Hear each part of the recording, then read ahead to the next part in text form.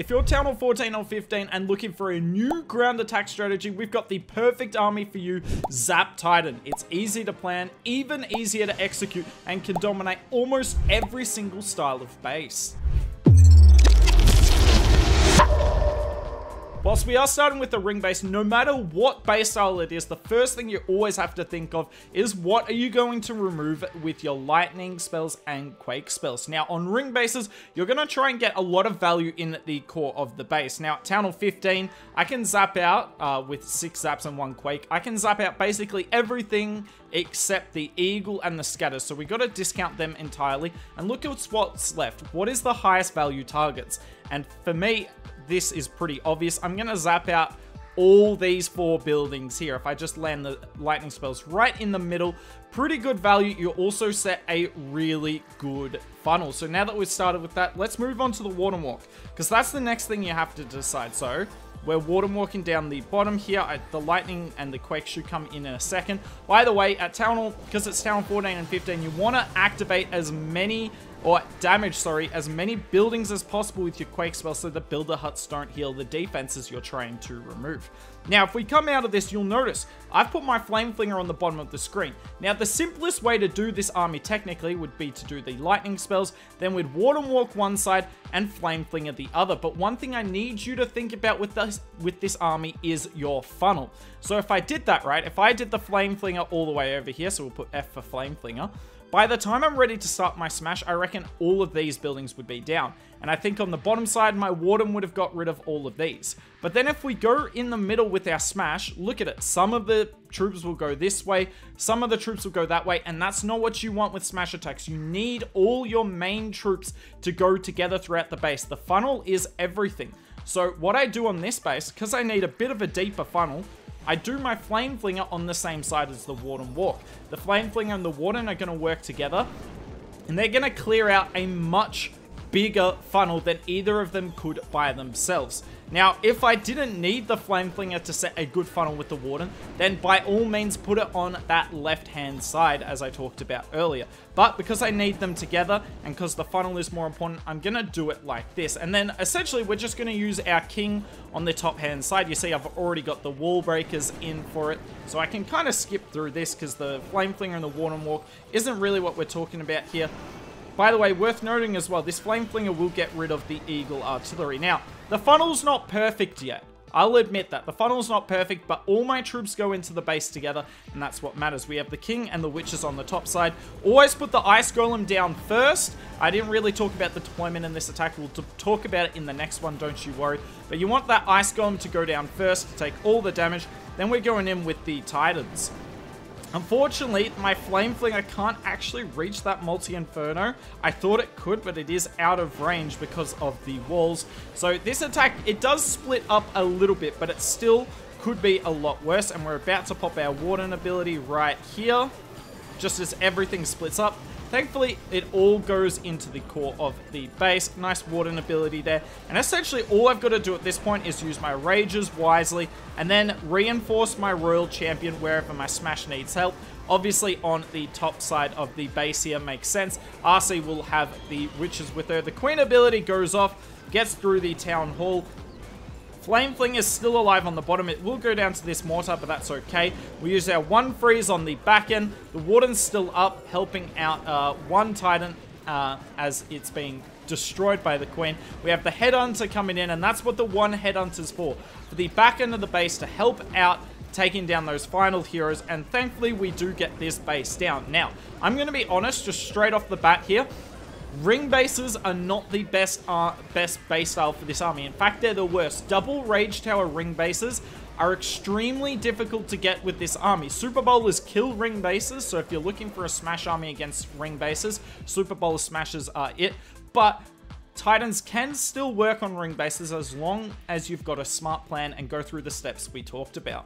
Let's move on to box base. Box bases used to be the easiest base style for this army. Now, they still are the easiest, but they are much more difficult than before, because have a look at this. In the past, you would just zap quake some defenses behind the town hall and then flame flinger it. But how are you going to flame flinger this town hall? There's a invis tower there, there's a defensive king here, and there is 2 air bows that obviously outrange your flame flinger.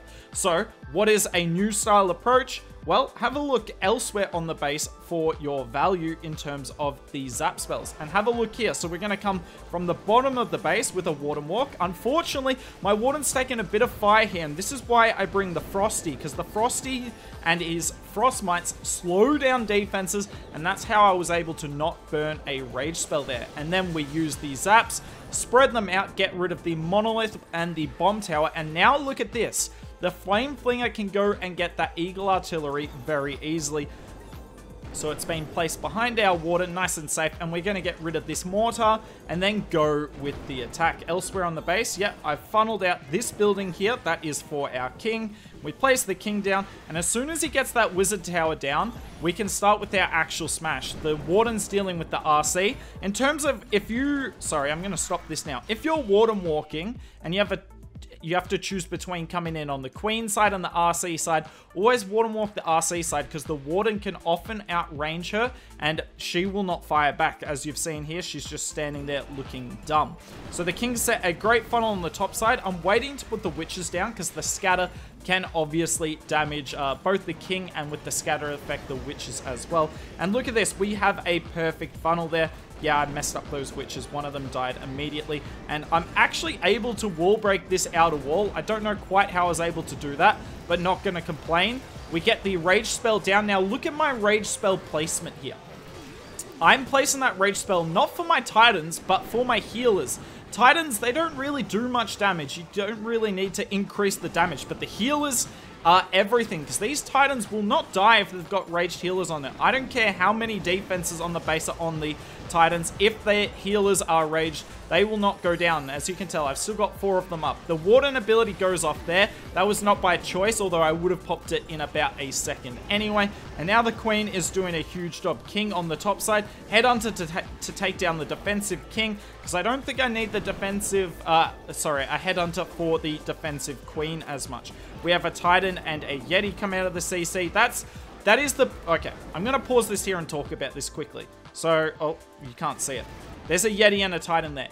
If you're not Flame Flinger in the Town Hall, this is the best CC in my opinion. Now, you can bring super minions if you want, but this CC will always get you value. However, if you're Flame Flinger in the Town Hall, I recommend 2 Yetis, 4 Sneakies, and 2 regular Gobs, just in case the Town Hall doesn't go down. Anyways, moving along here. We have the Queen in the core of the base. Just going to pop her ability in a second, and we use the jump spell to get the Titans out. Now, I could have used the jump spell here if I wanted and just wall break out. Honestly, those wall breakers at the start were more for show than anything. And if you're not sure if the wall break isn't going to work, just use the jump spell. You generally won't get in too much trouble for that. And look at this base. It's just clapped. I have every single Titan up. I wasn't kidding you. If you rage those healers instead of the Titans, you will get the value for it. Another box base here. Now, I could, if I want, zap the Multi-Inferno and the Expo here and then Flame Flinger the Town Hall. That could work. But think of it, outside of the Town Hall, what does my Flame Flinger get? It would get, what?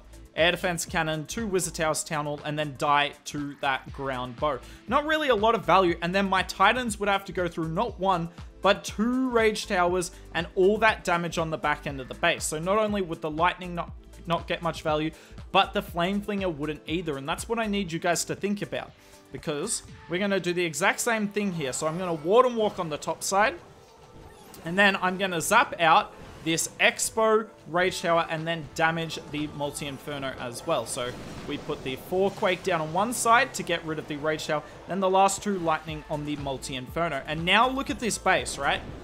It looks a little different now because the Flame Flinger on the top side, it's going to get a lot of value. You probably, if you're looking at the base originally, wouldn't think that there's much value on the top side for a Flame Flinger, but that's why your Lightningers and Zaps here, because you can use them to make great Flame Flinger value. This is also why I bring the Frosty with the Warden, because the Frostmites do a really good job at pulling Teslas if you can't already. Now, something I haven't talked about that I'm going to pause right now. Notice how I've got 1 spare healer here. When it comes to doing Warden Walks, only put down the maximum number of healers you will need. because what I'm going to do is place this last healer directly onto my Titans or the Ice Golem. Essentially get them off this Warden, because if you put down all 5 healers with your Warden Walk and they don't switch, that's going to be very bad for your attack. I think in one of the earlier attacks in this video, I only put down 3 healers for the Warden Walk, and it allowed me to put the other 2 directly on it. Now, that Yeti there was dumb. I used it to pull traps, because I was scared about more Teslas there, but it very well could have pulled my Warden. Now, in terms of the deployment, we talked about it a bit. Get your King to set the funnel, because the funnel is the most important thing. Then Ice Golem, then your remaining Titans, then the Loons, then the healers. So, unfortunately, can't really show it here, because it's already been done. But yeah, I kind of put the Loons on an angle here to get rid of that multi-inferno. Now, unfortunately, the defensive RC is not going after my Ice Golem, but not much we can do about that. You see, the King's doing a great job on the top side, and we've got this jump here that's going to allow us to get into the core of the base. One Titan goes out, not much you can do, and there's our Rage Spell. Yet again, the Rage Spell really isn't doing much for the Titans, but it's doing a lot for my healers and for my Queen. We pop the Warden ability there. Now that Monolith and the Town Hall are doing nothing. The Flame Flingers on the top side getting rid of the Eagle Artillery. We're going to get through the Town Hall just fine here. I put down the second Rage. Yet again, that's more for my healers than anything. The Titans are not in the Rage spell currently, but that's okay because the healers are not letting those Titans go down without a fight. There's still that Rage Tower on the back end of the base, and you're going to see how punishing the Rage Towers can be.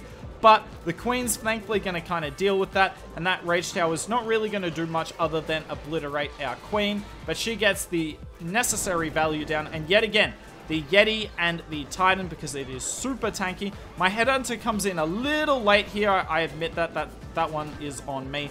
But thankfully, the King will go down here. We've still got a couple of Titans on the bottom side. Then I decided to use my RC on the top. I probably should have come in the other side with my RC. I was trying to help out the Yeti and the Titan, but probably would have been better the other side. But that's alright, because we are going to get through the base here. So that's something I want you guys to look at, because we've done plenty of Titans videos on the channel before, and generally you're meant to Flame Fling at the Town Hall. But if we did that on this hit, just wouldn't have worked out. Spell towers are everything. They are extremely valuable, and try where you can, make sure you're always zapping one out. Beautifully done there. That's the box bases for you. Let's move on to diamonds. Diamond bases are kind of similar to boxes. In a perfect world, you want to zap a defense near the Town Hall and then Flame Flinger it.